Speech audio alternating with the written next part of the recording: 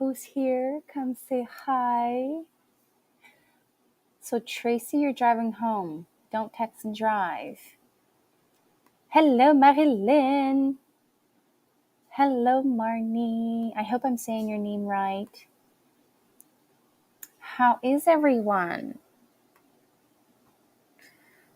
I'm guessing everyone that has kids, every kid went to school. I know. I am not in the room today. What do you mean? You're not in the mood today or you're not in the room today? Oh, my room. No, I can't. I can't be upstairs. The kiddos are sleeping.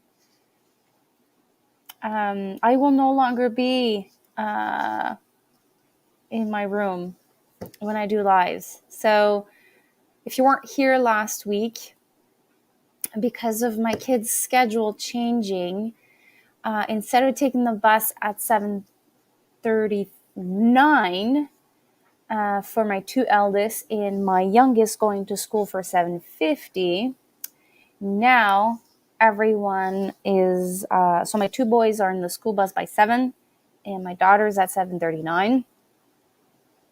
So I need to wake them up like super, super, super early. Really early. So my youngest is in bed. We start the bed routine around 6:30 so that he would be sleeping by 7:15. I'm trying to give them about 10 hours of sleep. You know, if they wake up. I know two of my kids at least wake up once during the night. They go to the bathroom. So my youngest goes to bed at 6:30. So, and then my middle one goes to bed for 7, and my eldest between 7:30 and 8. Therefore, I can no longer do, hello, Mallory.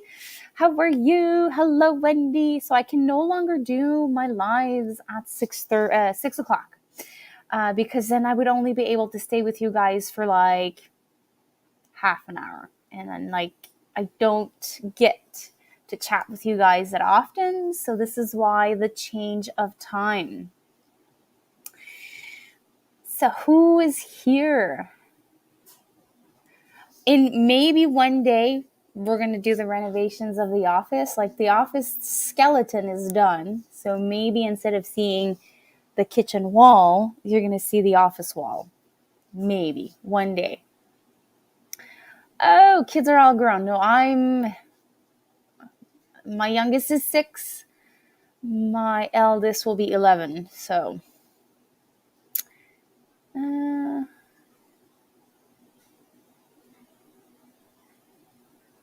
no worries. I completely understand that.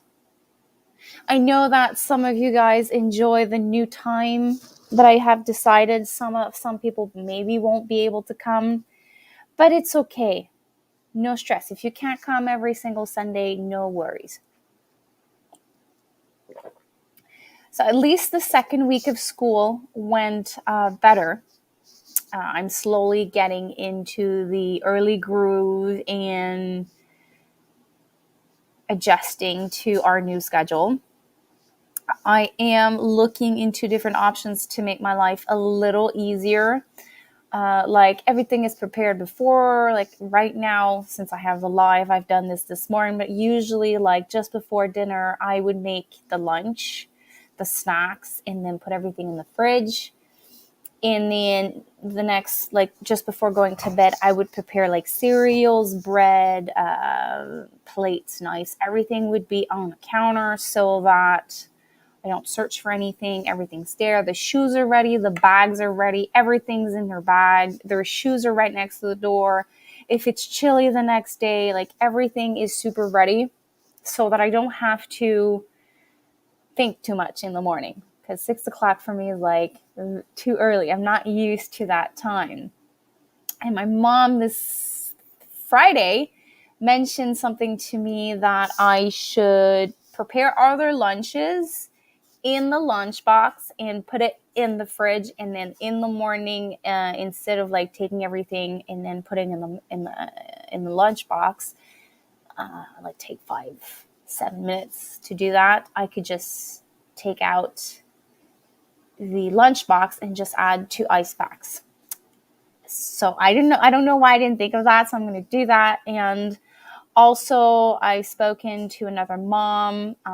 She has similar schedule that I do. Some of her kids like leave super, super early.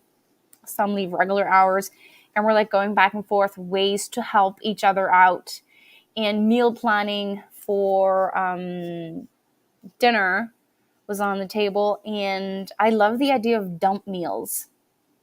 So as soon as my pork will arrive, I have to go buy beef. Sadly, I did not find a quarter of a beef for this fall. And I have no idea if my husband will bring back anything from his first season of hunting. So meals in a jar is something I'll be doing in the colder months. Like there's a couple that I want to do, like chicken and gravy, barbecue pulled pork, like ready to be served meals in a jar. And don't worry, I'll film that. I actually I saw a couple of homesteader do that, like 2-3 recipes of meal in a jar and pressure counting it, and I find that so cool. So I'm working on a couple of counting sessions in bringing all the ingredients together. That's one thing I want to do. And also dump meals. Like, I know they do it in Ziplocs. I'm trying to find an alternative. We might have scored another chest freezer. So I might look into on Facebook Marketplace. There's a lot of dishes in glass with the top. So maybe I'm thinking creating dump meals like they're Pyrex style instead of buying plastic bags. So I'm looking like if we can score on that used chest freezer, I might like invest in used Pyrex like square containers that are glass, or freezer friendly reusable plastic containers that I can just thaw it out in the morning, dump it in my either roaster or in my slow cooker so that I don't have to think.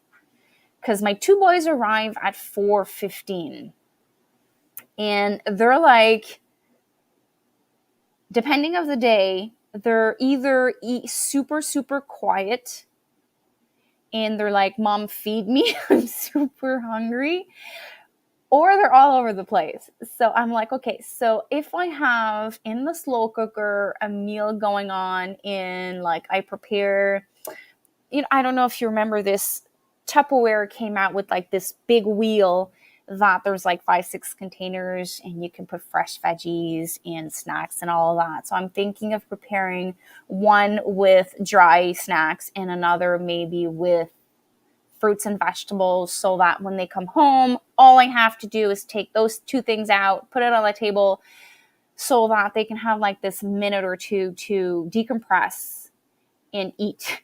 Because when they're back from an hour drive in the bus, it could actually play with their emotions. So I'm thinking if I feed them as soon as they come in, everything should be fine. So this is the stuff that I'm adjusting this week.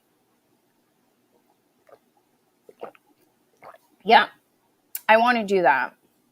I'm just waiting on to see if I scored the freezer. Actually, I'm going to ask my husband. I didn't ask him today.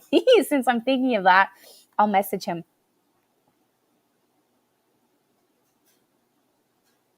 Let's see what he says. So if I have that extra freezer, I will now have one stand-up medium-sized freezer, a chest freezer that's super big, and a very small chest freezer. And then I have my 2 freezers of my 2 fridge.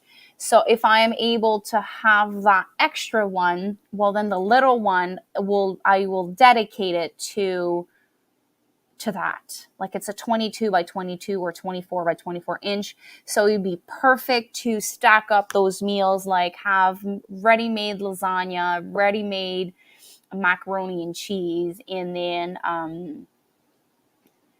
thawing out, preparing, what do you call it? chicken breast, chicken thighs, all of that. I would love to have that, but I need that freezer because then when the pork arrive, I play a game of Tetris. So we laugh, homesteaders. We like have like different adult version of Tetris. Mallory really, not Mallory, Marilyn understands me on this, and also Annie from Mama Homemade. Um, when we are left at the end of the planting season with all different plants, leftover plants, we kind of play like Tetris, trying to find space for plants. But at the end of the season of preserving, we have that same thing going on again to like play Tetris and fitting things into the freezer. But I don't like too much to do that because then if I don't do a proper rotation, then sometimes in the spring, like I find stuff, oh, this was there. I totally forgot this was there. Cause like I do inventories of my jar, but I'm not very good at doing inventory on my freezers. So that's something I have to do. Hello, Remy. How are you? How was your week? How was school for your kids?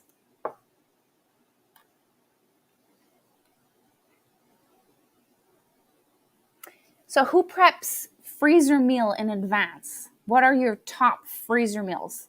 So that it gives me like an idea of stuff to look at. I know there's one I really enjoy to do, but it, like the kids, when I do it, literally fall in love with that, which is it's an Asian meal. It's meatballs that has garlic, salt, pepper, ginger, soy sauce, and then like I make this thick sauce with ketchup, soy sauce, garlic, something else, and I serve that on rice. I'm trying to look for the name. So when I do find a good deal on pork, I buy like 10 pounds of meat, and like I do, it's a very long process, 10 pounds of meatballs, Asian style, and then on another day I do 10 pounds of Italian, and like I freeze all of that. But I used to do that before I had all that meat in the freezer. So I saw a comment, freezer meal, meat pies. Yes. So one of the things I used to freeze was chicken pot pie. And I don't know how you guys call it. It's a beef skillet. It's beef pie. Beef pot pie, I guess. Some put potatoes in them, some don't. But I no longer do that. I can chicken soup. The USDA U-Pick soup. And I put vegetables in it, chicken in it, broth, and then I take the liquid. I think it's a cup of liquid. You make a roux out of it, and then you thicken everything, season it again, and then the pot pie portion is already done. And then I just need to make ahead some pie crust because I have a lot of lard, so I can do pie crust and freeze them.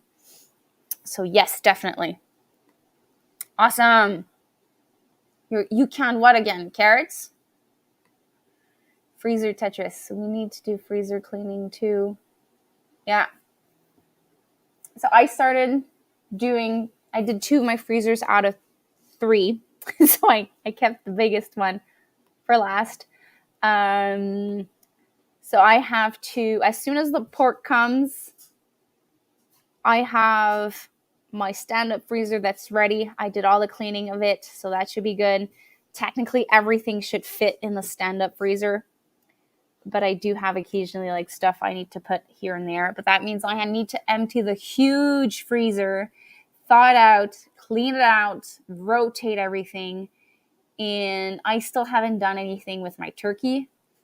I need to do something. I have, I think, a full turkey and a quarter or half of another. I need to do something with that. So I think I'm going to thaw the turkey and a half. And I think that's what I will be using to do my pot pie soup base. Cured chicken. Okay, so manicotti. Every time you say that, I have like this drooling thing going on. Swiss chard. We don't eat Swiss chard here. We don't.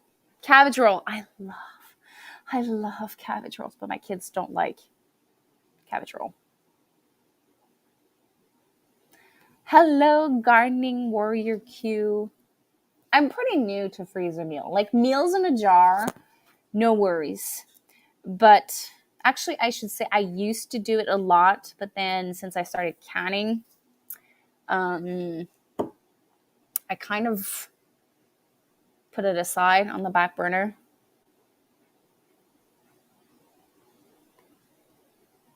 I've never tried to do pizza crust and freeze it. Pie crust I've done. Pizza crust I've never, because it's so fast to make it. I made a video actually about that. I use the same recipe for focaccia and pizza dough, and it literally takes me 5 to 7 minutes to do my pizza dough, and then I let it rest for 10 minutes, and then I get help from my husband to make the pizza. So I've never thought of, you freeze it flat or you freeze it in a ball?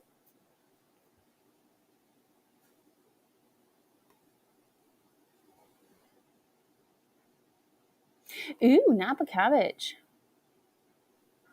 Okay, so do you make your own manicotti or you bought the noodles?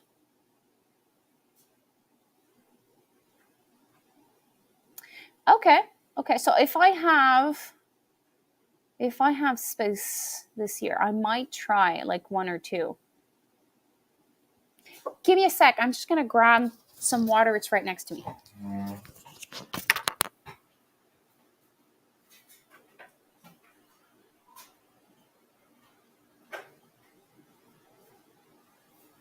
Okay, I'm back.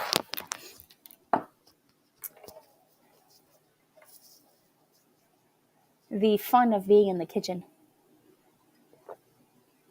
No, it's not moonshine. It's water. I swear. I get that question all the time.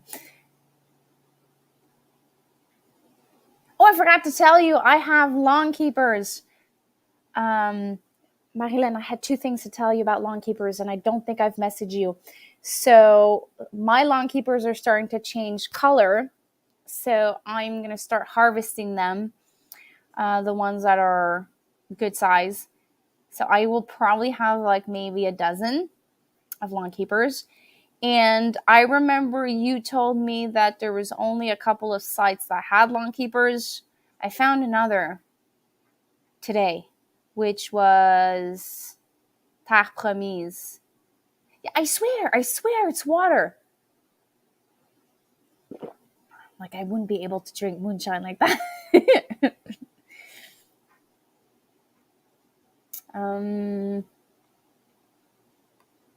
I have to do a big batch of cookie dough. Ooh, cravings. So in my Every Bits Count challenge video, I made a DIY dry mix of brownies. And the person that made that recipe, so it's not mine, it's Homesteading Family's recipe, has also one for cookies, so a dry mix. So I am officially in love with that recipe of brownies. I am going to do another batch this week, 2-3 jars again. I will be filming it. I have to share it with you guys. Like I can't just leave it in the Every Bits Count challenge. I think it's like in the middle of the video and I'm not giving it enough credit. So I'm going to refilm that, and it lasted not even a day. So that maybe become like two of my new cravings.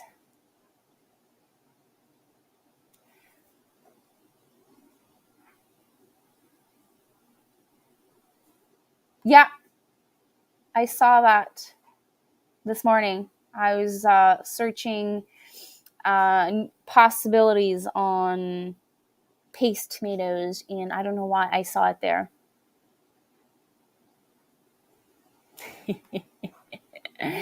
I saw that you make your own pasta. So I remember we had a conversation. So manicotti is the one that you dry. So that means you make the pasta, you dry it, and then you fill it.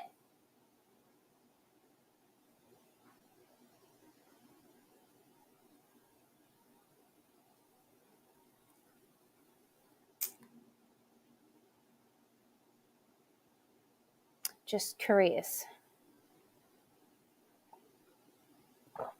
Do you cook everything, or like lasagna, you let it dry, fill everything, and then freeze it? Is that how you do it? Definitely the brownie mix I made, when I do it, it's all gone. There's like nothing left within, I think I made it for just before lunch, and the next morning there was like 2 bites left, and I had to hide those because I was keeping them for my cravings. It's not round. Well, that's the beauty of homemade. It's never perfect. Now make the pasta, cut it in square, putting the stuffing, roll. Okay, so you don't dry it at all. So that's like, okay, so I'm really curious now. But I don't have the patience to do that operation.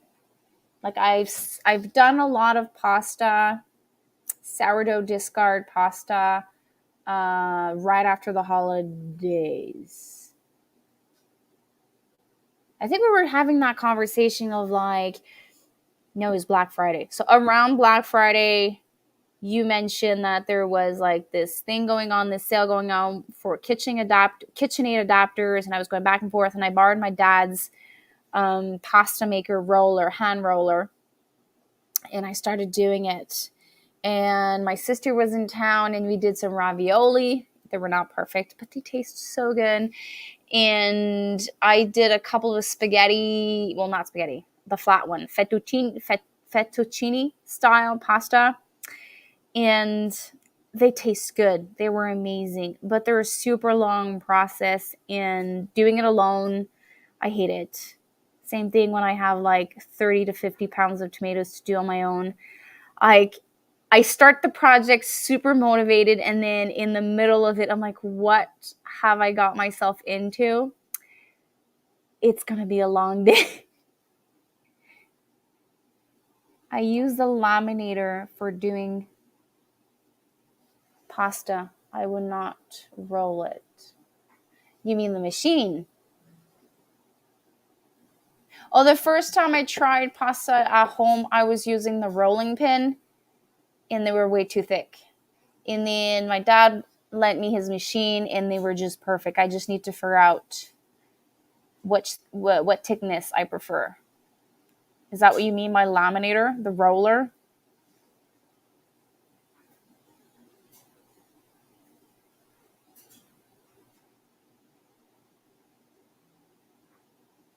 Okay. I enjoyed that one. It was fun. Like, I did a double recipe of sourdough discard pasta, and it fed my family plus my sister and her daughter. And I think I had like one or one and a half portion left extra. But it was like a long process, very long process. Like, tonight I was like feeling adventurous, and I'm like, oh, I'm gonna do lasagna. Kind of changed my mind. Like, I took out my discard. I was about to do it, and I changed my mind. So we had sloppy Joe instead. But maybe the colder months, will re-inspire me to redo pasta. I really enjoy doing it with the sourdough.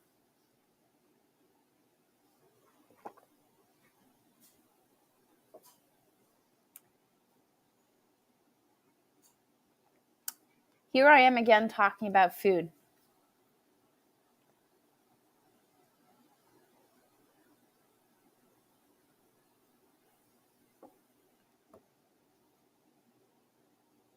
Yeah. Well, it's not the fact that I'm a big family. It's more the time that it takes me, cuz let's just say that I mix up a 4 batch. Like I do 4 batch of pasta. The making is not that bad. The kneading is not that bad, but it is like all of the after that is like super long, and then you need to dry it or have freezer space to put it. So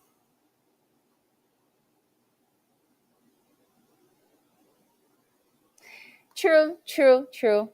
But I always talk about food. And last week, I inspired Marilyn to have a very special meal, and she ended up having it on Friday.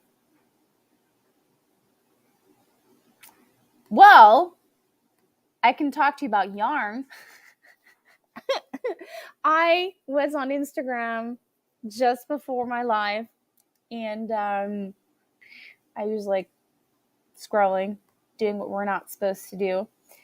And I fell on a reel of something to use up your stash of yarn. And that's what I'm doing. I took out some old yarn that I've been having for a couple of years. And I'm going to whip up something maybe after the live and finishing up tomorrow. So I can talk about yarn if you want. Yes. So tonight I had this moment that it's like I have this moment a couple times during the year. So we sat down with a meal. So this year I had 5 girl bags of potatoes. So some of them were Yukon Golds that I've purchased, and some of them were where my russet were last year, and I forgot to harvest some potatoes, and I just relocated some that were popping back up. And I also had fingerlings that I did not harvest last year, and in the spring when I was using my broad fork, I had a couple of fingerlings popping up. So I just replanted that, and I had a total of 5 or 6 grow bag. No, 5. So I harvested 1 bag, and there was like these huge russet potatoes, and I'm like, I feel like having potato chips for lunch, for dinner tonight. So the potatoes come from our land, and then we had sloppy joe sauce, and 3/4 of the ingredients from the sloppy joe sauce is from the garden. So ketchup that I used in the recipes from last year's tomatoes, and then tomato sauce was from my garden. The garlic, the onions, my garden, and then the green peppers. So salt, pepper, sugar, all of that I cannot grow here. And then the buns. I could have made the buns myself, but like I was super lazy. So my husband's like, I'm just gonna go to the next village. They have like this bakery. We can just buy Kaiser buns and have the meal. But as I was sitting down, I had that moment of like everything that's in my plate was made with love.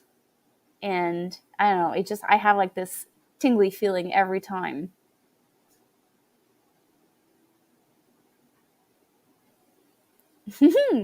Welcome, Matt. Hello, hello. I think last week Tracy and Remy donated 10 membership, and I can't remember which one you won. Yeah, that's it. I can't remember if it was Tracy or Remy. Yeah, they were good. So we have an air fryer.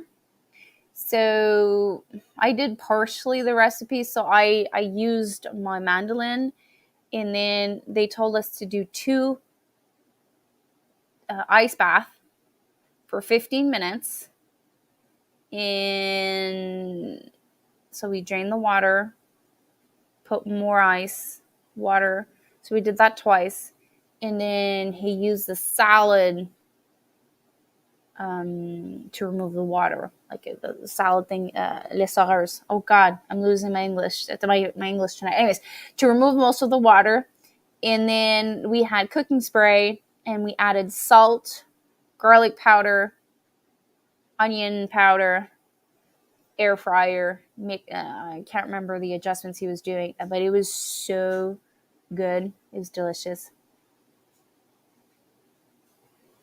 So we had potato chips and sloppy Joe. It was really good.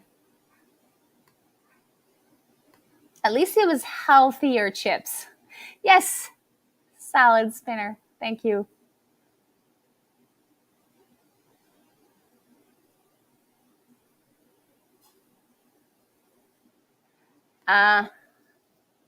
Remy, can you help me out? Not sure. I can't take advantage of the gift membership because this is my brand YouTube. I don't even know what that means. Did you make more donations? Did someone make donations?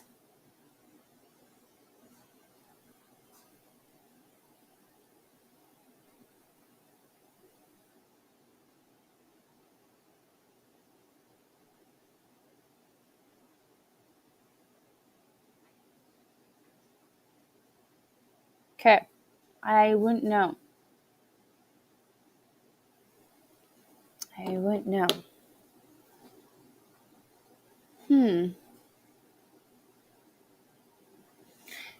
Are you seeing that now, or you saw that last Sunday?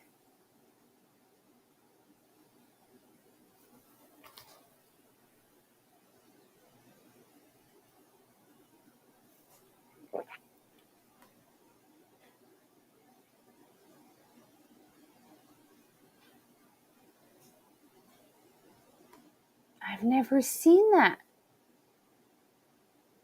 I don't know. I've never had the privilege of being on live and having a free.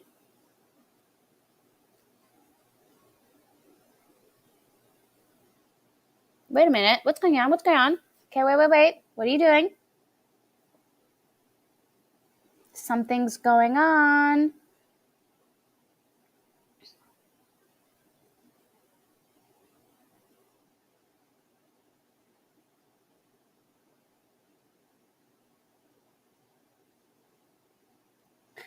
Did you do something?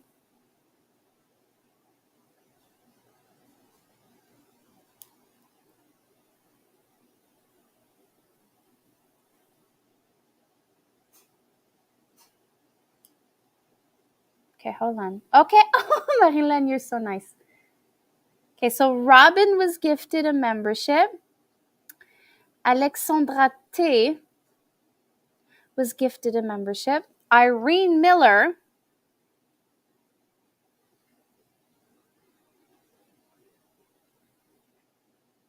Vicky, and the IT guy. That's so cool. I have no idea how many members I have. Let me go check that out. I last week you guys donated and I did not check. Now I cannot see you guys if there's any comments. Let me go check.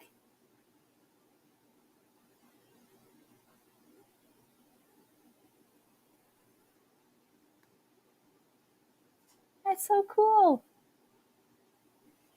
1, 2, 3, 4, 5, 6, 7, 8, 9, 10, 11, 12, 13, 14, 15,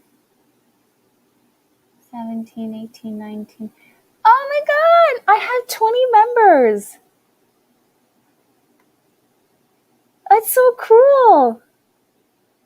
Well, you guys made all those donations, so you guys made it possible for me.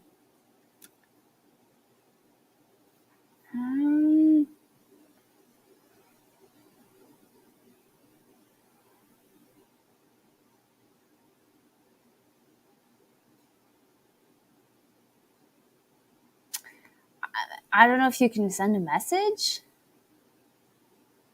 to YouTube to see if there's any settings that you have on your YouTube account, or you can ask Mr. Google Pants. Like copy and paste what the message of YouTube is and ask you Google how to revert it.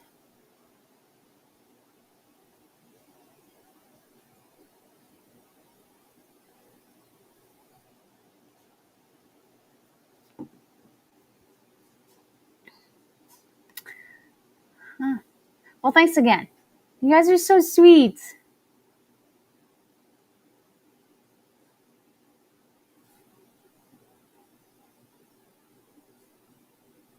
Absolutely. Absolutely.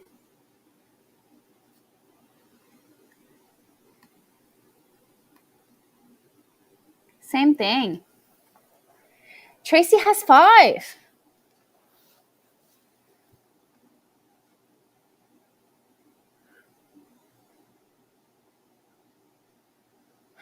You know, Mr. Google Pants can actually surprise you. Sometimes I have the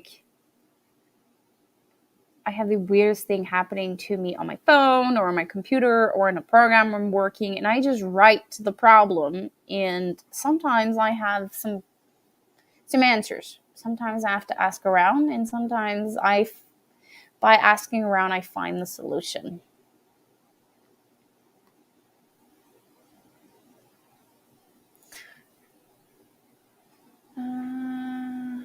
Also, there's another thing, since we're talking about cool things. Yes.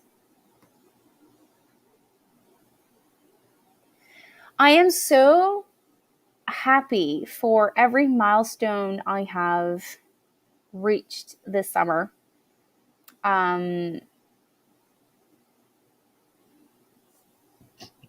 Yes, I can bug you in a couple of weeks. Like you bugged me in May. Yes. Payback time. Ha ha ha. So in March, I think it was March 6th, I officially was monetized on YouTube, and I was like crying, ugly crying, and I was all over the place. Like, I couldn't believe that I inspired so many people to watch everything I was doing, my content, and I had comments telling me that people were binge watching me, they were learning so much, being inspired by me. And just after I announced I was doing the Every Bit Counts challenge, I got poured so much love. So much love was sent my way. I am almost at 2,000 subs. Like, I'm so close. I can almost see it.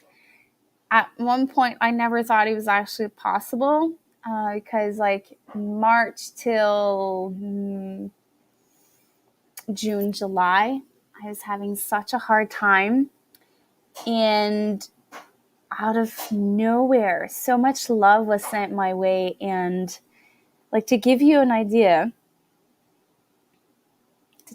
how close I am, So 1,964.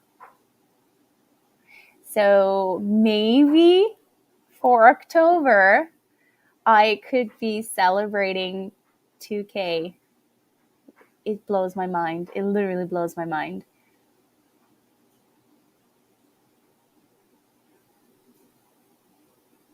Absolutely. For midlife crisis, changing job, buying a fourth freezer, tattoo. You're missing a tattoo in there. It would be epic.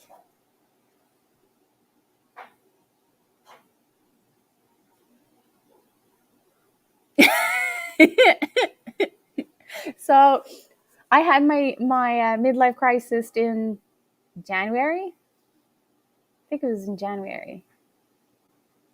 I think so. It was before my birthday.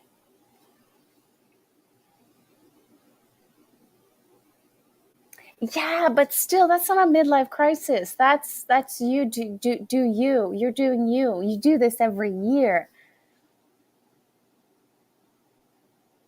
You're waiting for an opening. An opening of what? Tattoo?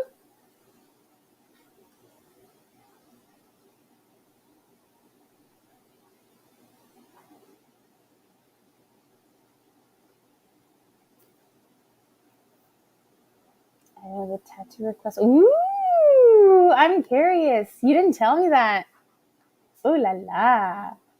So, are you covering up one of your tattoos, or it's a new one? Or you're adding to one? Ooh, nice.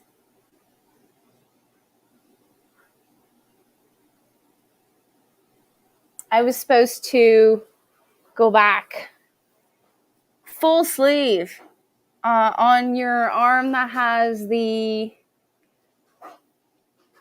uh, trying to the trees, the one that has this part done.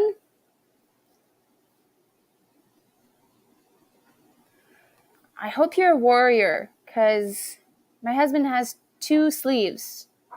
One that was more intense than the other.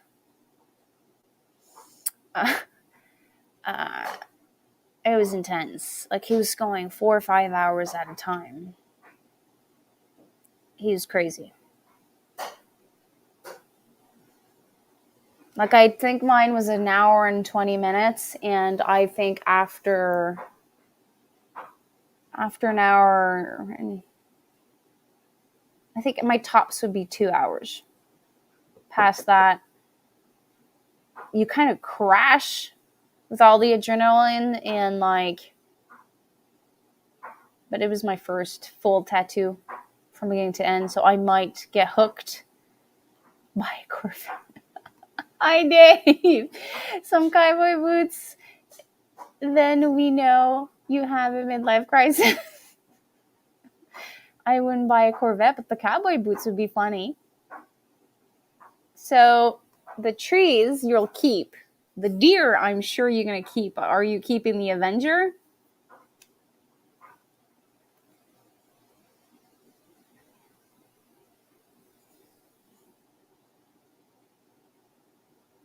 Yeah, I was about to ask that question, but now that you've put that up, is that what you did, Dave?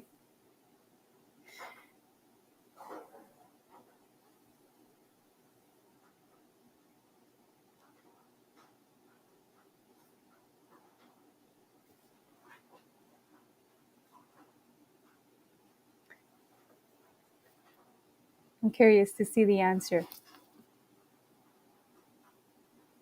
Oh, yes, I remember. I remember you said that.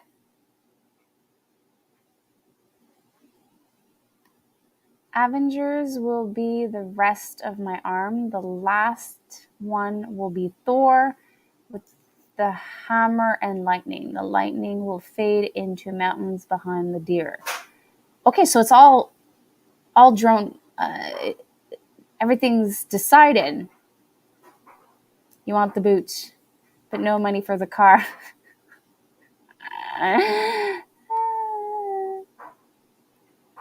it oh I just bought work boots that are like steel toe cowboy boots.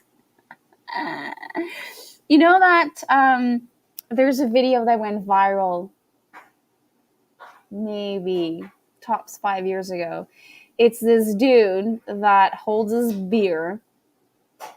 He has red shorts and he dances on a country song. Maybe a Haitian or Jamaican. He's dark skinned. So, and then people you in the YouTube land just took it upon themselves to challenge each other to recreate this song. So maybe you could put on the boots and do a country song and blame it on the midlife crisis.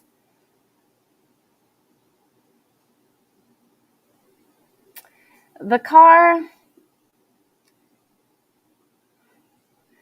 I don't find investing in a car when I have young kids is something I would do.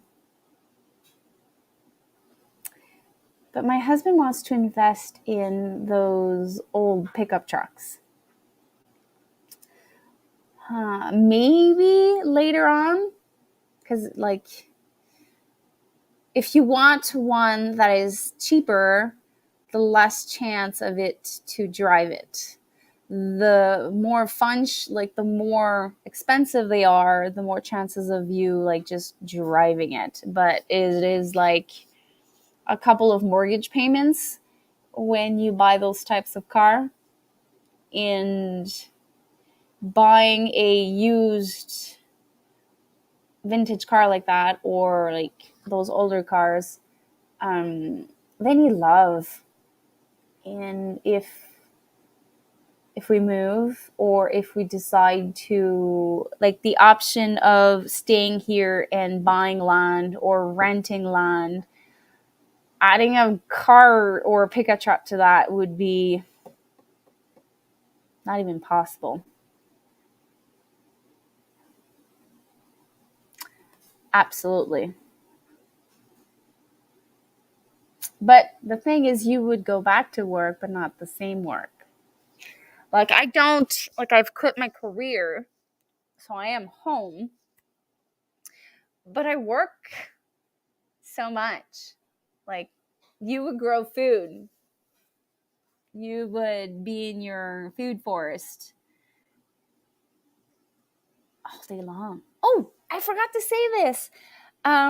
So this weekend, I want to share something. I don't know if I'll be able to film it and like make a vlog out of it, so you guys will have the first sneak peek. So I don't know if you guys remember, I told you guys that some of my first raised beds were rotted. So I had two that were like so rotted that they wouldn't even last the winter. So they started out straight, and it was the wood that was our original roof. So the wood was about 100 years old. We removed it from the old roof in the upstairs. We brought it out, and like we didn't have that much money. We knew that we probably will have 5-8 years out of it. So the one that was the first original one that was 4 feet wide by 16 feet deep started rotting so much that it started like this, and then it was going like this. We didn't do it properly, and this weekend we decided we were going to empty it and use the soil, because the soil I paid for it, and we did the hugelkultur style. So the bottom was like leaves, we everything debris around the land, and after 5 years everything decomposed and the soil in there was like super rich.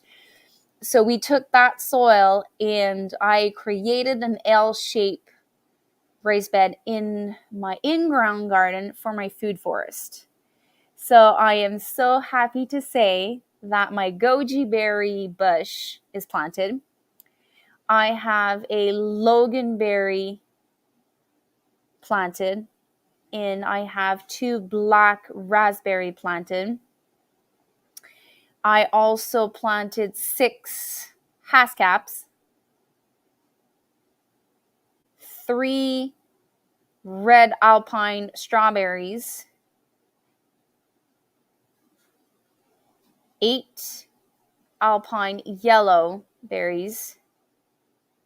Marilyn, I planted your creeping thyme in my hascap bed. I planted lavender. And what else did I do?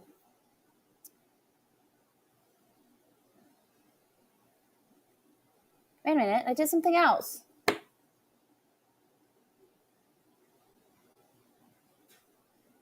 I forgot. I know I did something else, but I forgot.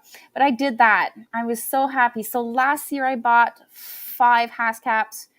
One died. They were like in little an inch and a half, 2-inch plug trays. One died, and I put them in 3-gallon or a gallon container.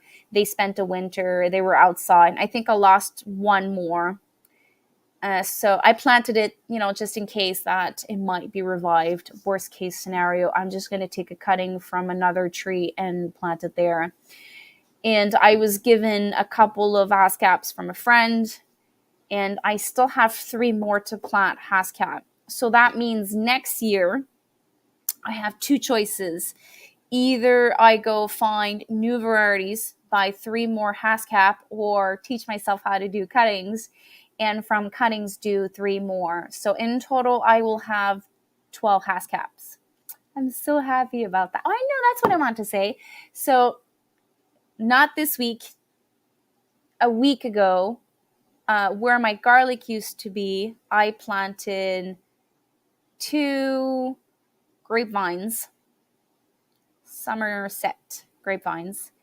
In front of it, I planted 2 mini rose bushes to attract beneficial insect and add like beauty to my garden. And it's like those fairy tale small rose bushes. So they're going to stay compact, and I'll be able to do cuttings in from them and then do the hedge I wanted to do in front of my house. But like I have so many projects, I decided I'm just going to plant those. Worst case scenario, reorder some from Bamboo Plant e-store I found in Ontario. So I did that. And then I had some strawberry plants, Ever Sweet, that I bought for like 50 cents a plant. They were on sale at Canadian Tire. I planted those. I had 6 plants because one made a baby. And I also had another type of strawberries, which was white albinos. And another place, so from one place they call it white albinos, another place they call it pine berries. So I had 6 plants, and they all made multiple babies. So I planted 8, and I probably have at least 20 more. So once all of my food forest is planted, I have to do some research. If I can, I'm crossing my fingers I can do that, plant my currants with my strawberries, or plant my raspberries with those albinos white dash pine berries. So I will have a lot of berries, hoping maybe not next year, but the year after. I saw new people.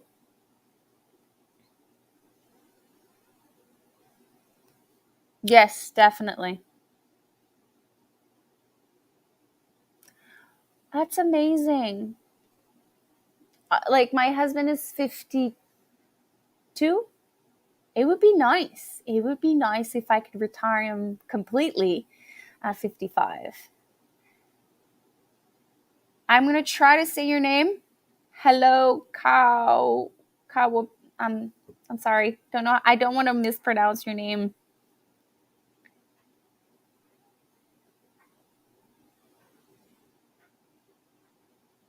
Yes, food forest. So my food forest is integrated in my in-ground garden. I do hope that the tree that the tree that fell in the storm in April, the ice storm we had this year, I do hope that the fact that that tree fell, I have enough sun for my berries. So I know currants and raspberries do good in like a shadier area. So I'm hoping everything goes well with that. Hello, almost homesteading. So my goji berry was gifted to me not last year, the year before. And this year I neglected it so much, I think it's not going to do good. So if my goji berry survives this winter, I'm going to go get a lottery ticket because I massacred it so much. But I think bambooplants.ca has goji berries. So if ever that one dies, I'll either write to the lady that gifted me the goji berry or find another thing because I really wanted to have goji berries.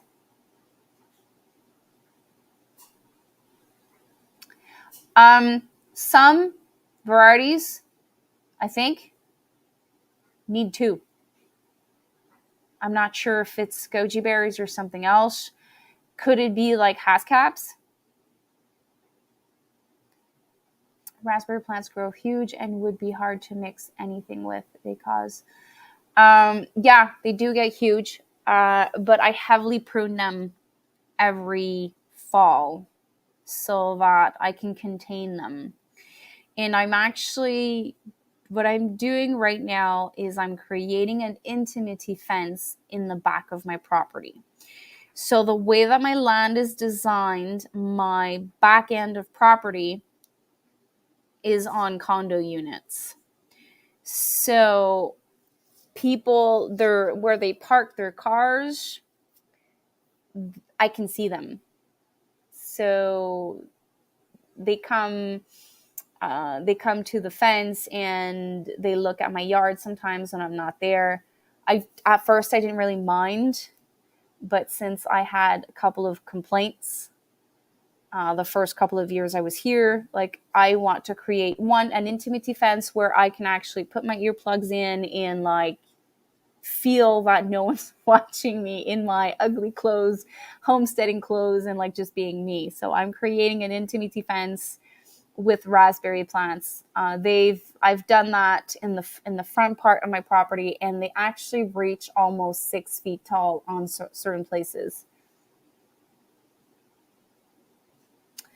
So they are leaning against a fence. So my train of thought is that instead of creating, so right now, I don't know if I can. So right now I have a fence post like this, a fence post like this, and I have like a rope that's in the middle like that, and I have 2 ropes. So what that does, it contains the canes inside of that. So since they're going to be leaning on a fence, I'm probably going to use some either tomato twine or a thicker rope so that from the bottom they can be leaning against the fence and maybe leave me space for like creeping thyme or alpine berries or stuff like that. Hello, Bettina. I hope I'm saying your name right. Hello, finally caught your live doing dishes while watching.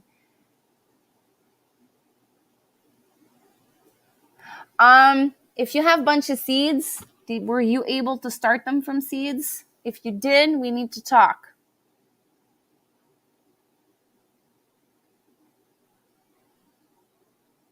Okay, so goji berries, there's some yellow, there's some black, and there's some red.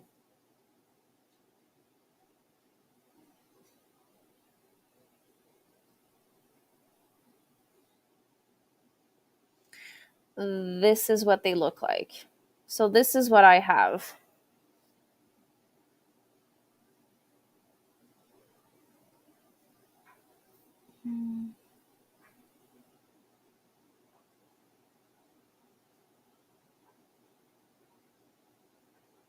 Yeah, bamboo plants has goji berries. They have the red.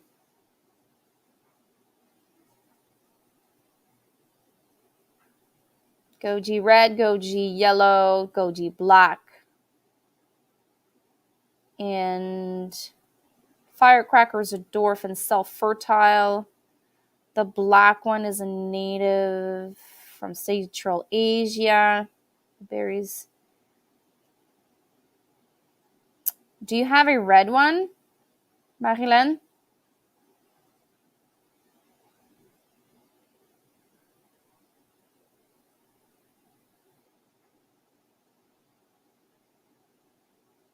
I think I have the firecracker because I had fruits the first year.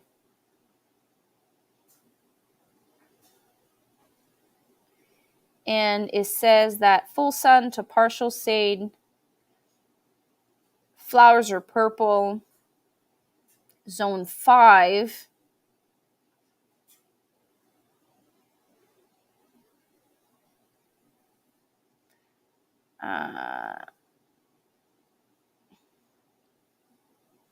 The black one is zone 5.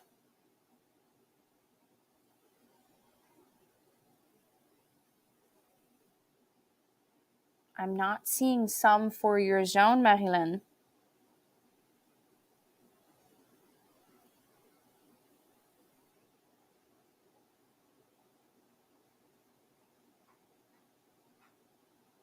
Oh, wait. Sage Garden. Zone 3. Golden Rule. Bush Vines. Yeah, I would have to search.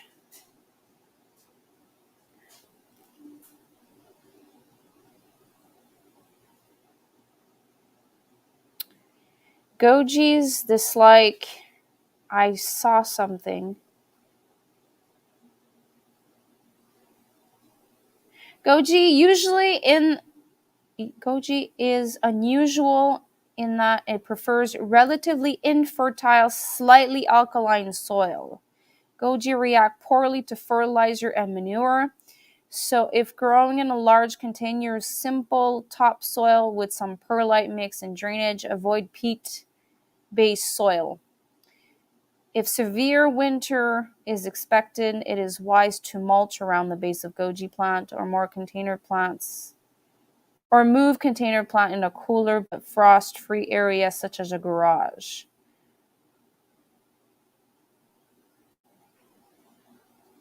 Goji is self-pollinating, so even every single plant will produce a fruit.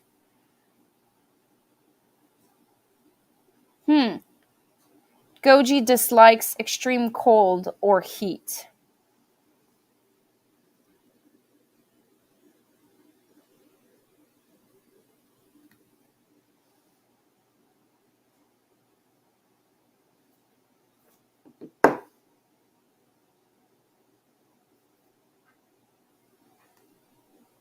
Good. Hello, South Florida sunshine. I've never tasted.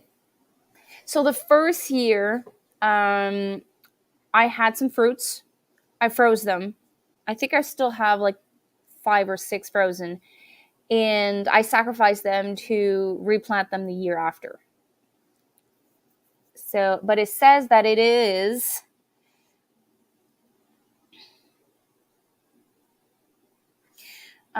plants will produce some fruit in the second year of growth, but from year 3 on, each plant will provide a healthy harvest of goji berries.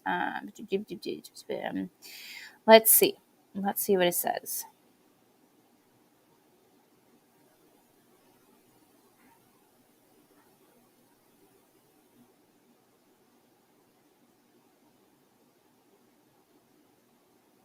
Sweet red berries.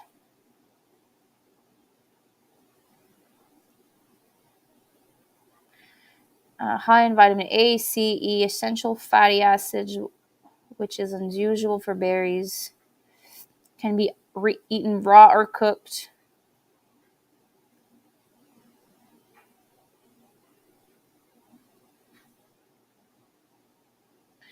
Although they should only be eaten fully ripe. Flowers, lilac, color. I think I've tasted it, but like I only tasted one, so I wouldn't know.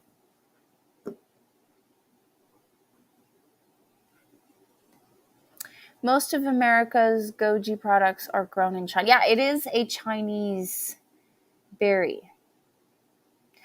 The plant I brought you? Oh no.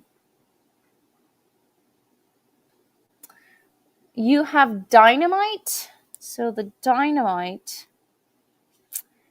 Okay, so the dynamite from bambooplant.ca says abundant and early fruiting even for young plants.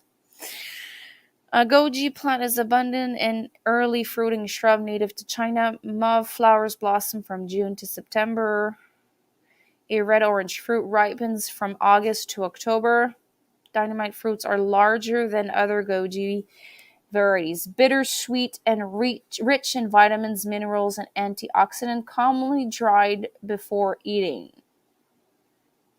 This one says it is zone 5 and tolerates minus 28.9.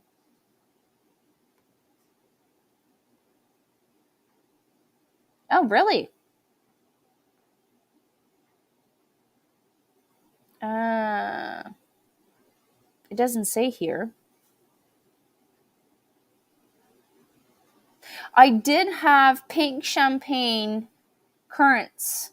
I have a plant from bambooplants.ca and they taste good. So they were eaten, like the foliage of the plant were like decimated after the fruit bearing. So I do hope after I plant it, it's going to recuperate from all that lost and come back next year, because I'm really hoping to have a lot of pink champagne currants.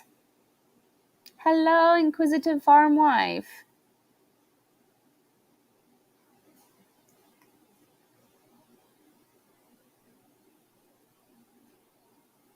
Oh, Barbados cherry. Num num. Just the name sounds delicious.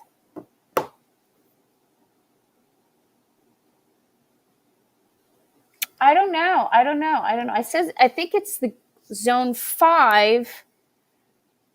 Um, wood goji berry grow zone. You said 6, right? 6.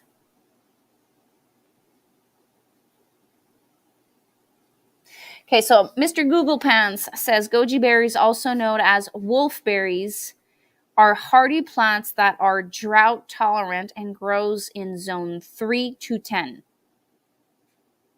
That's what Mr. Google Pants has to say.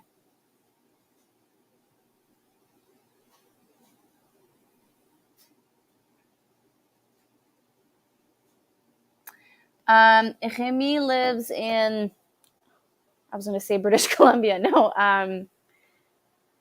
New Brunswick.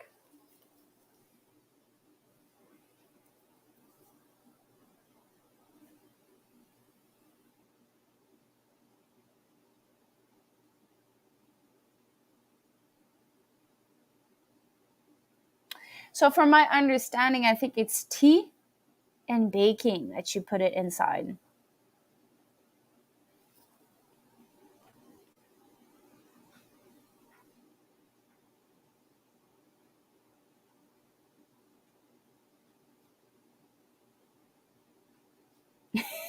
I grow dynamite on a bush like tree out back. Ask Mr. Google Pants about being related to Nightshade. Okay, hold on. Mr. Google Pants. Uh, is goji berry a nightshade?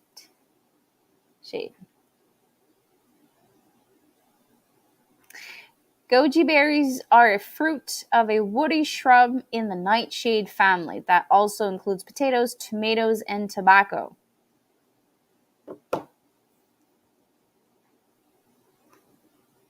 So they are nightshade. Awesome. So I talk about food, I get people hungry. I talk about fruit bushes, fruit forest, and berries, and people want more berries.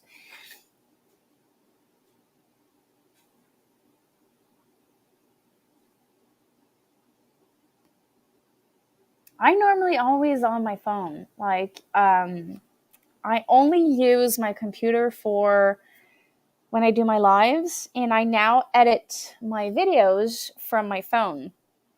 My husband found me a free app on my phone, so I now do all of my editing off of my phone, because I could be outside, I could be out waiting for my kids, have like 5-10 minutes here, and I'm able to edit from everywhere.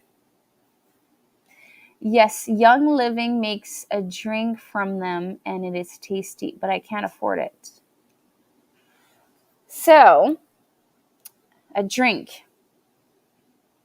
I think it's tea.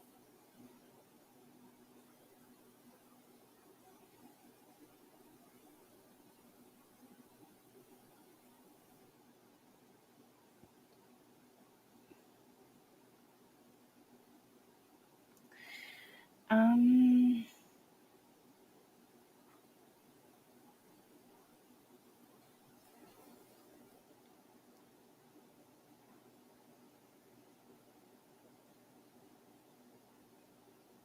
yeah, it's a tea.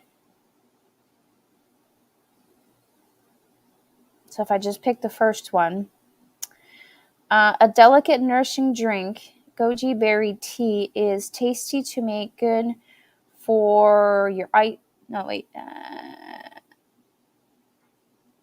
Nourishing drink goji tea or wolfberry tea is easy to make and good for your eyesight. You can have it alone or add other ingredients to make ginger goji tea or red date goji berry tea. So they say 6 to 8 tablespoons of dried goji berries, hot water, brown sugar, fresh ginger slice, ginseng, or dates. Bring your water to a boil. Let it steep for 20 minutes. Huh. Okay. I learn something every day. 12%.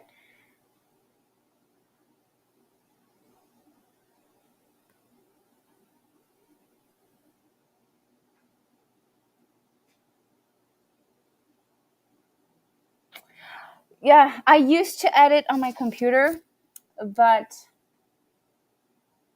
at one point I was using, what's it called? The app I was using to edit is called Shotcut. So SHOTCUT, which is free. So I had to wait that the video I was filming was going into my cloud, and then because I film with an iPhone, and then once it reached the cloud, I had to download it on my computer. And there were more days that I was impatient, and I was trying to edit from my computer.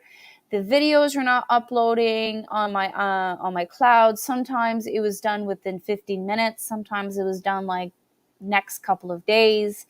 So like at first I was like pushing myself to publish like on that date. Like if I was used to publish on a Thursday, I was pushing and stressing myself out. Oh my God, it's Tuesday. I'm not ready. I needed that. And at first when I started like editing was like so hard for me because like it was new and I was not very computer techie savvy. So then when he proposed, my husband says, a lot of YouTuber and TikToker use this app and it's free, so you might as well give it a try. So there is a desktop version that's free, and there is also a phone app that is free. So as soon as I tasted that, I stopped using my computer. But I do need to finish the upload of my videos from my computer.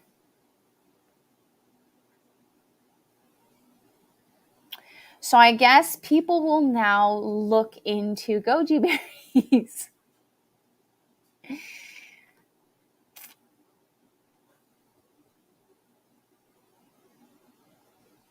I do all my editing on my computer except on occasional shorts. Shorts, I now am able to shuffle from my phone. I tried a couple, like I was remixing original videos that I was doing and then using the option directly from my phone. think it's called Shuffle, and I am able to do that from there. But I always end up finishing the editing, the final cuts, like adding the end cards, the end portion, the cards, the description, the tags, and all of that. I end up going back on my computer and finishing up the upload. Where did the comment go? This drink or elixir they bottle up like wine with the name. Ooh, wine, goji berry wine. I love wine, so it must taste good. This year, Remy, I don't know if he's still here, gifted me strawberry rhubarb wine. It was so good. So good.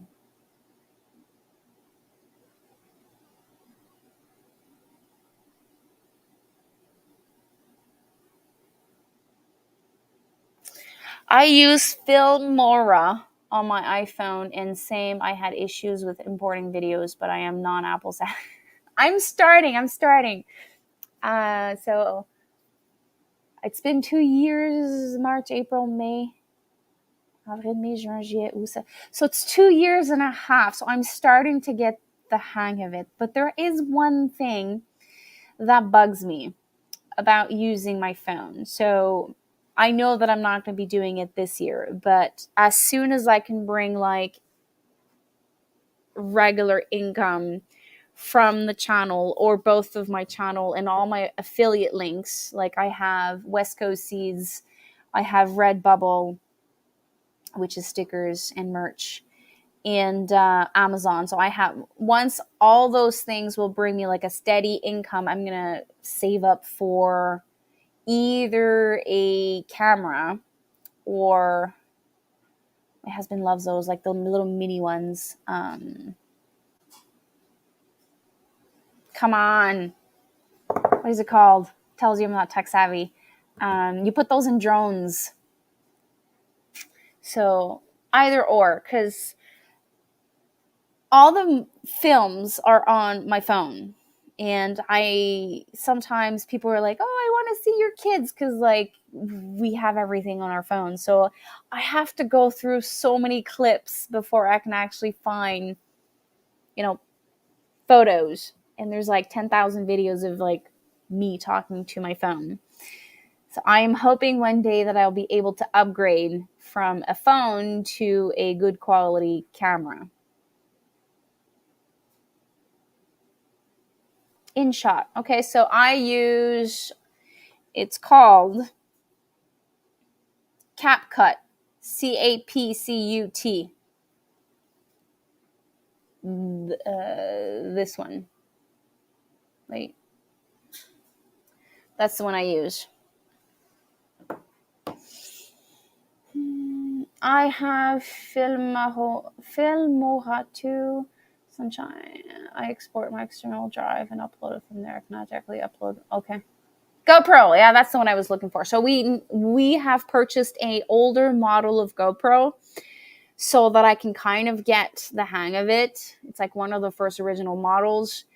And once I've gotten like the hang of it, I might. Yeah, DJI. There's also one.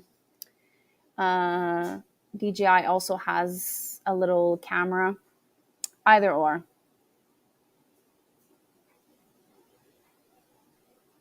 I don't think he has the Hero. I'm not sure. All he said, it was an older model. So from what I understand, so my husband used to be a photographer, like professionally take pictures, and he loves to work pictures. And he used to own like those super long, super big cameras with like zooms and like, yeah, he was super hyped. Something just fell in my house.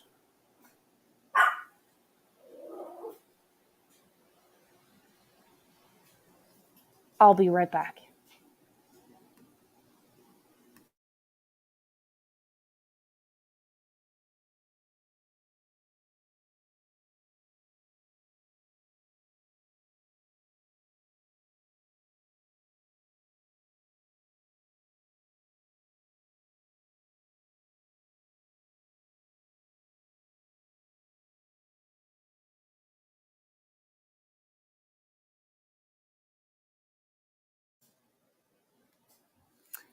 Luna decided to play with little Theo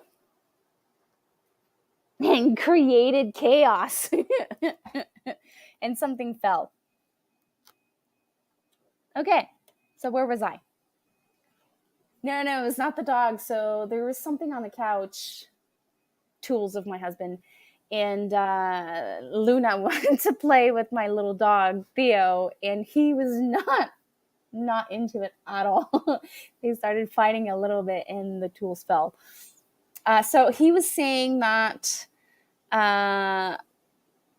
he was comparing the images from his old cameras. They were like high tech, like wedding venue style photograph cameras. He would take epic pictures with those, and he was, year after year, he was selling his stuff to buy new stuff, and then they started getting smaller and smaller and smaller and smaller. And at one point, like, I decided I was going to stop working, so we sold everything that could actually have value to survive the first year of me staying home. And then at work, they gave him his first, I can't remember if it was the iPhone 6 or iPhone 8 at work. And he started testing the camera, and he was comparing the quality image from his iPhone to the qualities of pictures he was taking like 10, 15 years ago, and they're almost the same. And now I think I have the 13, and he also has the 13, and he takes amazing, like he's set up his camera features differently than I am, and he takes epic pictures with it. So he's like, if you buy a camera, there is the learning curve of buying a new camera, like settings and all of that. And then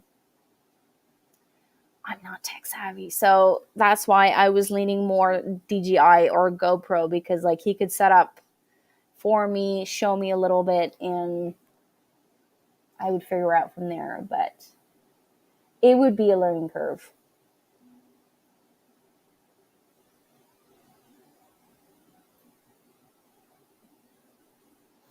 Yeah, no worries.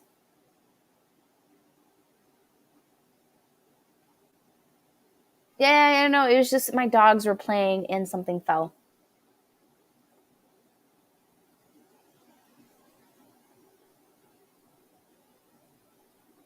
No, I don't have cats. I'm allergic to cats. They would have a full-time job here at my house. The barn, well, not the barn, but where the chicken coop is, we have like little mouse, and they would have so much work, but I can't own a cat. No worries. I'm actually going to bed soon. Like, I was up at 6 this morning, so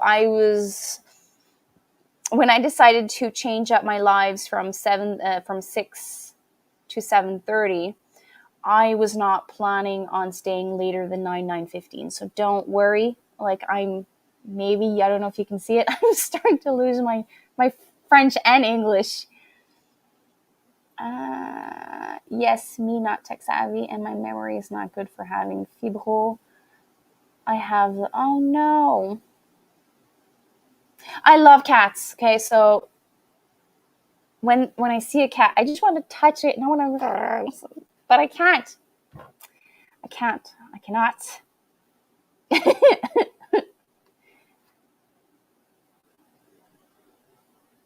Well, if someone would come in my house and think that he could actually leave with something, he would have a surprise. My little dog, which is a Yorkshire, will bark. He's actually better than an alarm system. He never shuts up. And my Luna, which is a pup, she's almost a year old, is a husky mix, German Shepherd and another type of Shepherd. So I would have like double alarm going on, and they would protect me, I'm sure of it. So have a good night, Marilyn.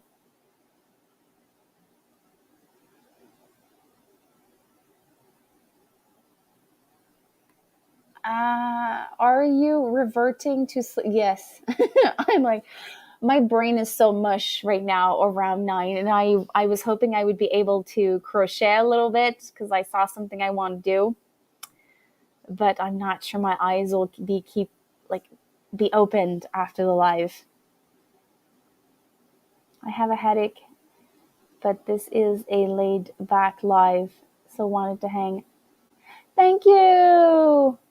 Thank you so much. Thank you for sharing the love, Gardening Worry Q, and thank you for popping in, South Florida Sunshine. Yeah. I don't use a doorbell here. Absolutely not.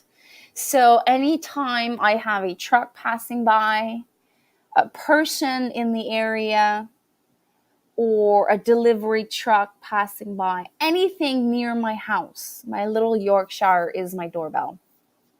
But I'm trying to correct that behavior because the Yorkshire bark is annoying. But Luna's bark is like more than annoying. Like, it's really loud, and I do not want to imprint that behavior on Luna. So we're trying. So Theo is going to be 7. I think Theo's going to be 7. And Luna's going to be 1. So I am trying new tricks to train Theo to not bark. Like, it's okay to talk. Like, Luna, when she sees something, like, she talks, like, but she won't bark. So I will tolerate that. But she's starting to understand that barking is not an attitude to have if someone's passing by. But if someone is attacking me, I'm sure she will do something. Oh, yeah. So I have my little dog attack the UPS driver. She hates the UPS driver. I have no idea what he did to her. But every delivery guy, when they see my little dog, they're scared of that dog. I'm like, come on. Like, the dog's smaller than your boot.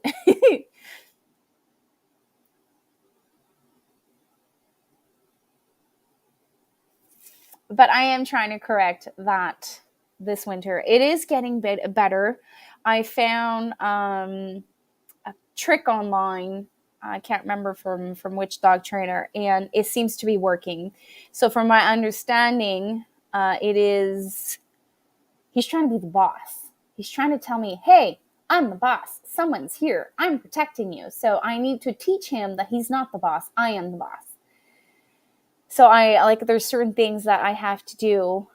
Well, when I say I'm the boss, I don't mean like mean, but like I'm in charge. So I don't want you to bark if the truck passes. I don't want you to bark if the doorbell rings. Like, I want you to have good behavior. So the trick works. He's a little bit less intense, and Luna is now like getting better. Because if the both of them start barking every time a truck passes by or a car passes by, it's going to be a long winter. Because in the summer, I'm always outside, so she's asleep inside, and I barely hear her. But in the winter, I'm like always inside the house, so I do not want to hear only barking.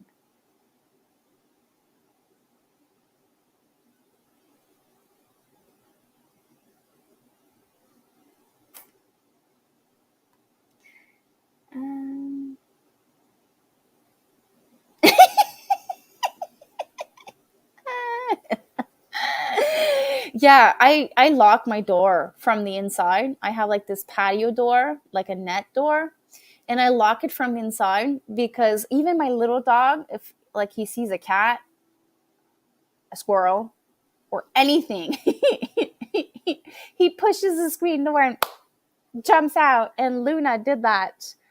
Can't remember what she saw. I think she saw a squirrel. And it was pitch black outside, and like I don't know if it was me or my husband that forgot to lock the inside lock, and like I was hearing her not being happy and irritated, and then she just saw something and boom, pushed the door and run outside. I'm like, Oh my God, it's pitch black. Where did she go? So she came back, thank God, within 2-3 minutes. But she has a collar that is GPS, and it told us exactly where she was. So if ever she didn't come back after 2-3 minutes, we would have like went for her. So every night after we put her to bed, we remove her collar and we plug the GPS. So it gives us like an approximate where she is on the street. And normally we find her pretty fast.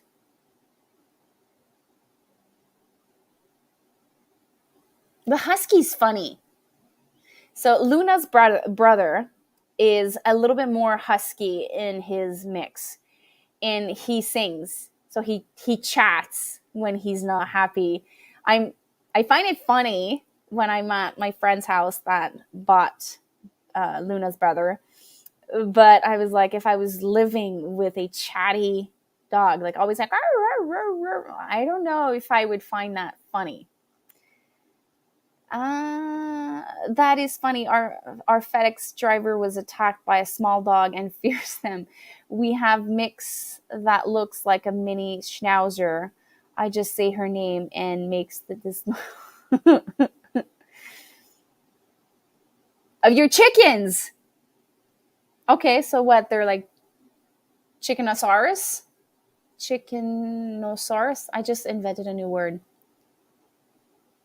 Fear. Okay, here's something for you, Tracy. Fear my chickenosaurus.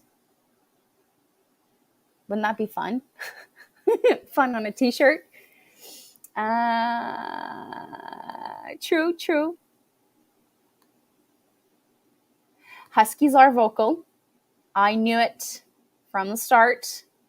When I bought Luna, the mom is a husky, pure breed, as per what the owner of the dog says. We just don't know the breed of the father. So all we know is it's a mixed shepherd.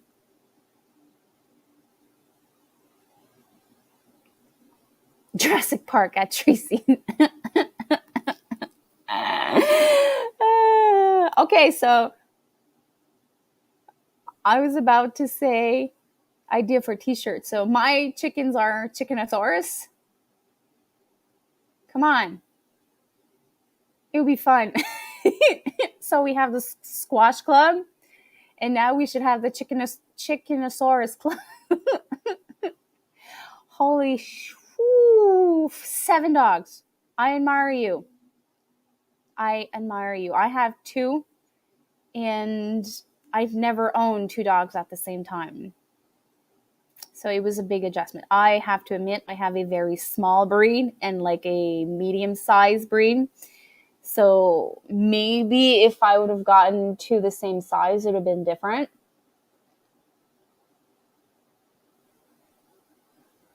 But now that I have 2, someone told me this and my heart broke. So my Yorkshire is a pure breed, and it was a rehoming. We adopted him when he was 2-ish years old. And pure breeds don't live long, especially when they're small. So I was told that I will have 10 to 15 years with Theo.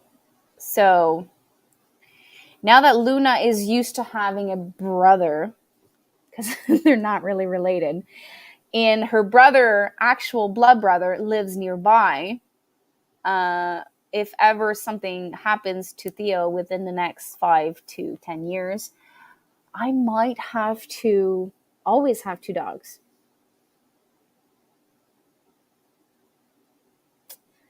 I'm not mentally ready for that. So I admire you for having 7.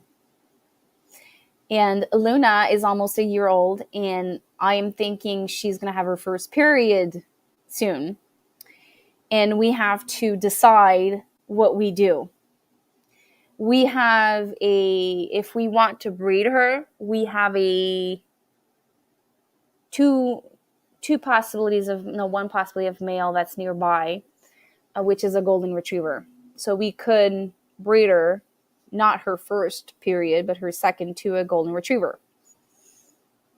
But then it's exactly like when I had my first litter of rabbits.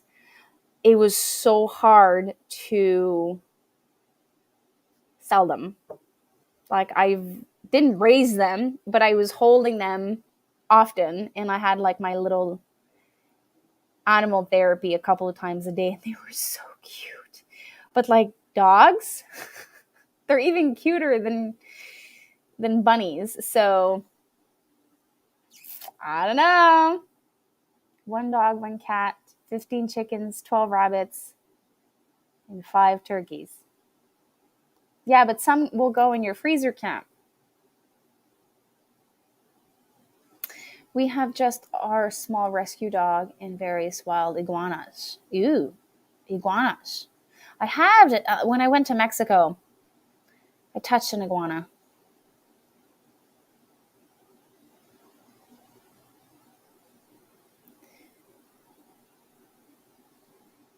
Oh, wow. Full house. Lots of love. Um, so here's the thing. My husband suggested that we breed her once and see how it goes.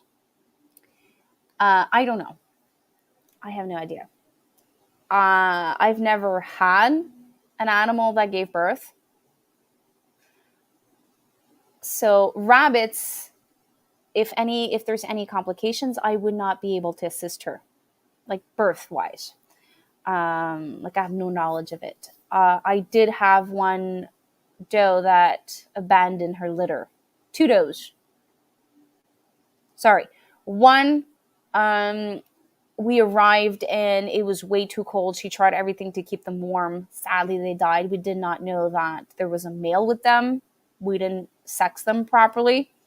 I was devastated when that happened. I was like, I felt like a bad homesteader, a bad owner, a bad person in general. But then we brought the second, so there were 3 bunnies in the same cage. We thought it was 3 females, and we were building that week. The week prior to that, 3 individual cages, but then -40 temperatures hit, and the project went on the back burner. So we adopted the 3 females together, and then we found the first litter. So we assumed that the second doe was pregnant. So we brought the doe inside the house. She delivered within the next 24 hours. She abandoned her litter, and I had 4 bunnies, and I lost all of them. So I know they're bunnies. I know, like, I had some comments, they're just bunnies, but for me, they were not just bunnies. Like, I tried to save them and I wasn't able to save them, and my heart was like crushed by that experience. So having a dog delivering in my house, if there's anything happening, like, I don't know what to do. Oh, my daughter would love to have a horse. They are so many unwanted dogs. COVID, yeah, true. I'm not against breeding, as I've got friends who breeds and show purebreds, but breeding is expensive and can be, yeah. So I don't have pure breeds. Like it would be like a mutt, because Luna is a mixed breed.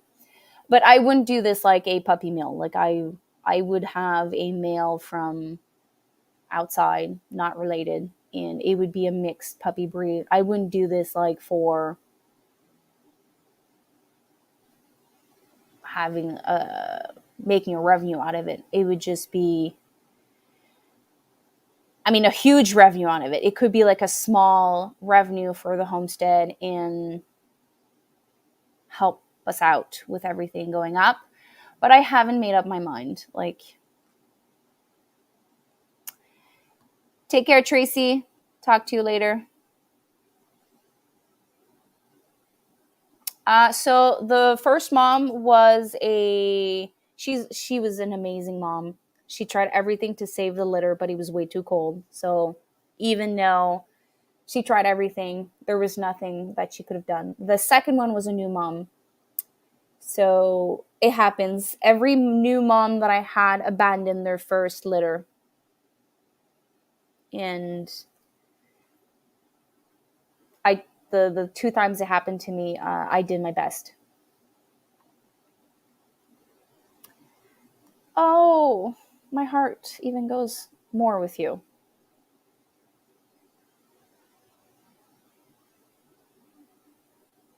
Our bunnies are meat breed, but we stopped harvesting them. So now I just sell the bunnies.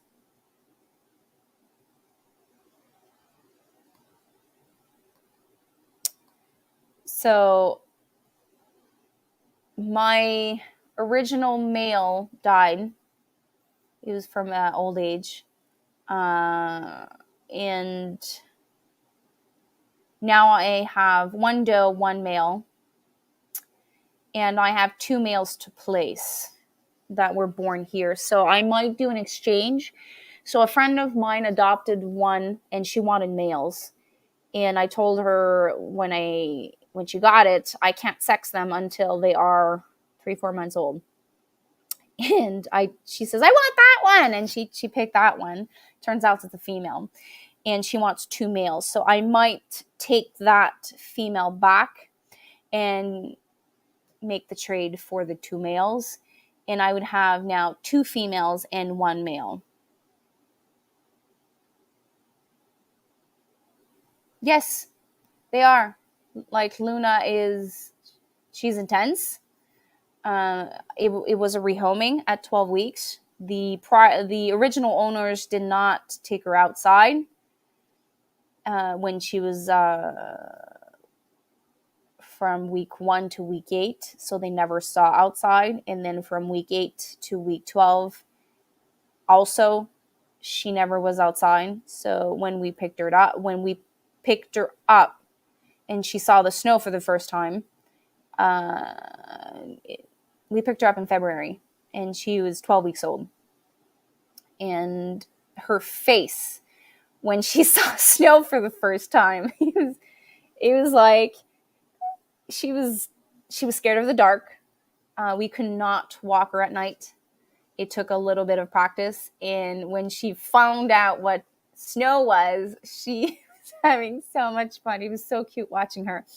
So it was an adjustment. So if ever we keep one of her pups, well, now at least I know what needs to be done from right off the start, so that I can have a easier start. Like walking outside was very hectic at first, and then it started getting easier and easier. But now, like, I have to be careful with squirrels because now she is a teenager and she pulls a little bit, so I have to work on that. Yeah. Every time I lose a life here on the homestead, my heart crushes. Like, if it's a meat bird chick that dies on me, it still bugs me. I know that the purpose of meat birds is to live 60 to 70 days on my homestead, and then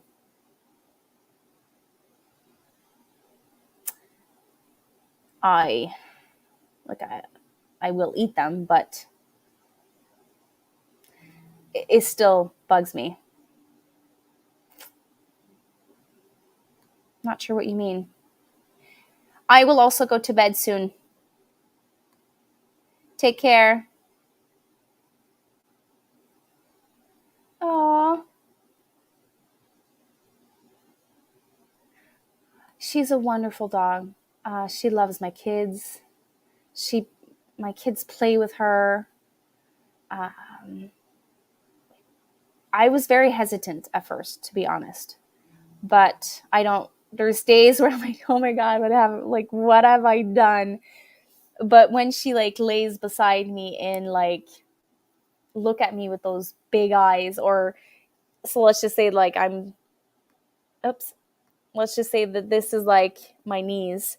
She comes and she puts her nose on my knees, and she just looks at me and with those cute eyes, and like all the bad things she did that day kind of slowly goes away. Um, I raised my husband harvests. So he has nothing. He can harvest meat birds, turkeys, but he has a very hard time harvesting rabbits. They're way too cute. And so now we raise them, but I'm hoping to pay the poop.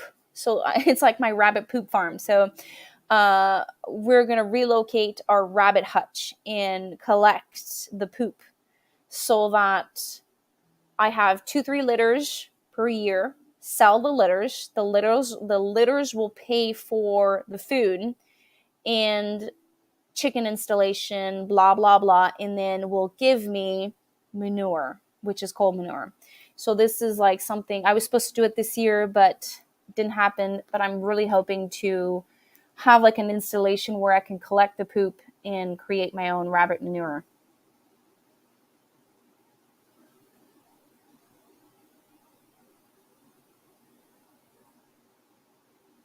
I will be terrible at that part.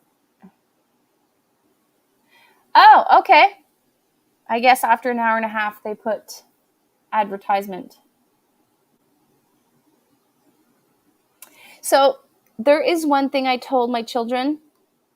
You are blessed to see the circle of life at your house. So you see life born. They now understand how babies are made, mammal babies are made, and how babies are made with the ducks, because I have male ducks. So they understand that the duck eggs, they need to be a male and a female.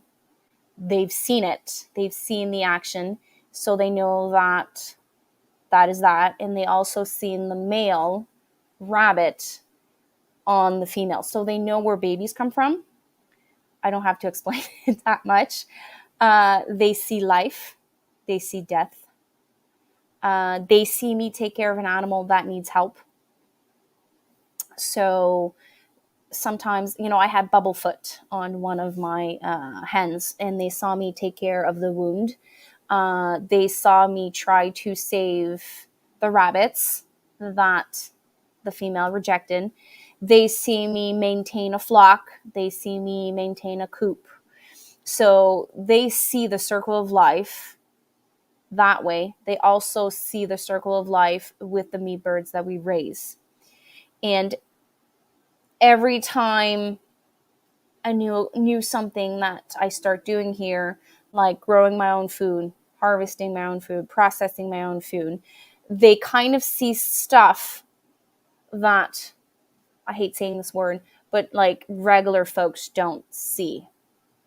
So they are blessed, even though they have to go through the dying, the bad, the ugly, the dark side of homesteading. But you need to embrace both the good and the bad and the ugly to be a homesteader, because it's not always cute and cuddly daisies. There's days where like you pull your hair out and like you just want to quit. Yeah, every life matters.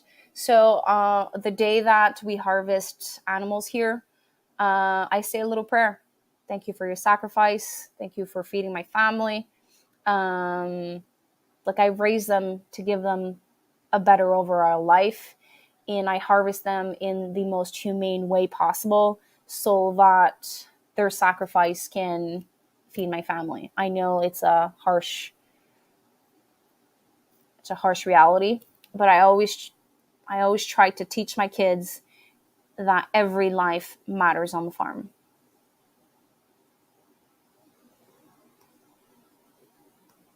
Yeah, it's something I've been wanting to implement for a while, the little manure collecting, because it's super easy. It's just we need to take the time. I'm a new chicken owner, and the math. Oh no, no, there's no such thing at chicken math. Yes, so you start with 6, and then you end up with 9, and then you end up with like 15, and then one day you're like, what? I have 30. If you're allowed to have roosters, that can escalate quickly. I cannot have roosters, so chicken math, I've slowed down.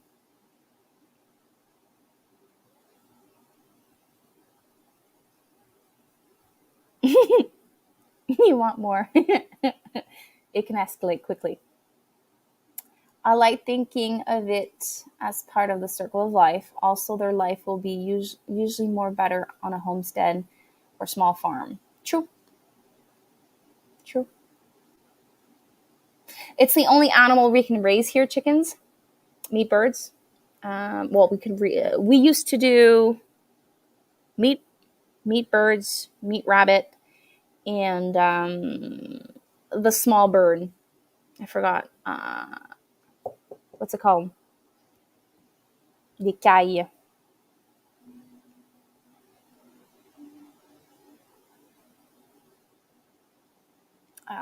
Quails. We used to do quails, but it would take like 3, 4 quails to feed one person. And the harvesting part was not something my husband enjoyed doing. So we didn't keep the quails. But if you don't have a lot of space, quails and meat rabbits is a good food security because the turnaround for rabbits is between 8 to 16 weeks, and the turnaround for quails I think is half of that. So if you want meat security and you don't have the space for it, quails and meat rabbits are an easier route. Like my chicken operation, I cannot have more than 25, 30-ish at the same time. But like I'm when I go past 30, like I'm pushing my limits towards the end. Like there's not much space for them. So 25 is an ideal number. A mouse ran under my lawnmower.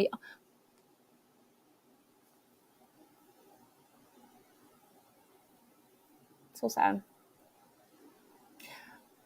I pass, like, when side road kills cats, dogs, animals.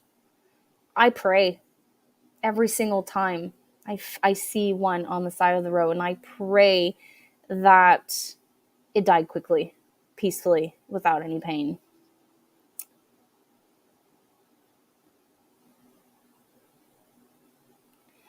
That sucks. We can't have chickens or any fowl in the city. I could do rabbits, but not for meat. But I live on a canal, so we have fish. But right now, I would rather learn saltwater canal fishing. Ooh, that would be nice. Oh, you're in Florida, so you have access to the ocean. Well, guys, I never usually go on 2 hours, and I'm exhausted.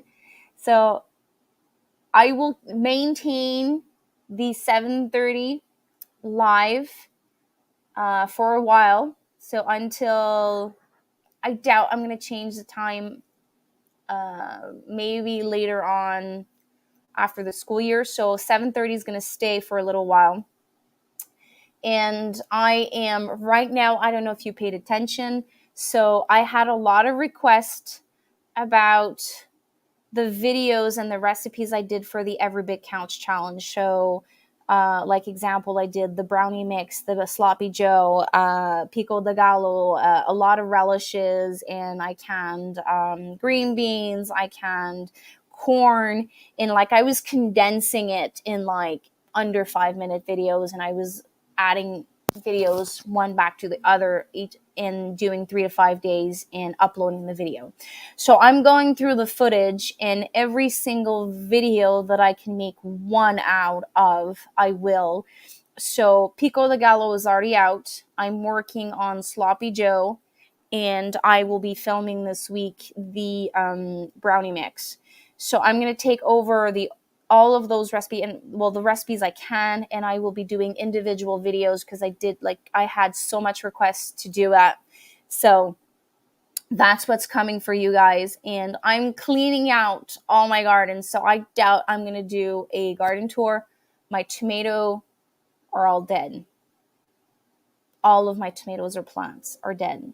So I had early blight, late blight, and I would say 80% of my tomato plants are out, and I'm burning them because like the plant won't do anything. So right now I don't have much going in the garden. So I might, and I didn't do a fall garden. I think I only have one row of beets and one row of carrots. So I'm not sure I'm going to do a fall garden tour. I'll see what I'll do. But that's what's coming for you guys. I pull roadkills off the road whenever it's safe to do so. And yeah, it's not fun. It's not fun. Yuck, I would cry too. I hate that with rat bait. We used to occasionally find them about, but it's a closed baiter for the genetics. Usually the roadkills I find here are on the side of the road already. I've never seen one in the middle, so I never got out of my car. But my heart crushes every single time. So you guys, thank you for popping in. Thank you for chatting. I've Bettina, I think this is the first or second time we chat. I remember seeing your face a couple of times. South Florida Sunshine, thank you for popping in. I love seeing new faces, so many new subs. So I love getting to know you guys, and I will chat with you guys next Sunday. I've done away with pest rodent too. It felt so bad. This poor thing was just, I know.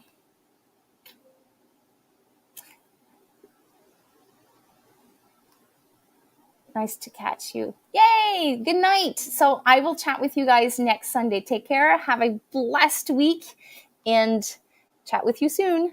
Bye. Good night.